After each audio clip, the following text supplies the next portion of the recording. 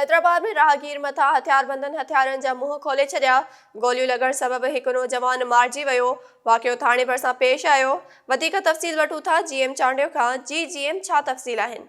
जी बिल्कुल, हैदराबाद में थाने भरिसां अणॼातल हथियारबंदनि जी फायरिंग में नौजवान मारिजी वियो आहे। जीवर थाने भरिसां राहगीर नौजवान मथां मोटरसाइकिल ते सवार ॿिनि अणॼातल हथियारबंदनि हथियारनि जा मुंह खोले छॾिया। गोलियूं लॻण सबबि नौजवान सख़्तु ज़ख़्मी थी पियो आहे, जंहिंखे हैदराबाद जी भिटाई अस्पताल मुंतक़िल कयो वियो त नौजवान रस्ते में दम ॾेई छॾियो आहे। मुआरिजी वियल नौजवान जी सुञाणप 41 वरनि जे राजा पुट मोहम्मद अली मीरानी तौरु थी आहे। हथियारबंदनि जी फायरिंग में क़त्ल थी वियल नौजवान हैदराबाद जी शहबाज बिल्डिंग जे पियून कॉलोनी जो रहवासी ॿुधायो पियो वञे त मक़तूल असल ॻोठु रहमतपुर लाड़काणे जो रहवासी हो।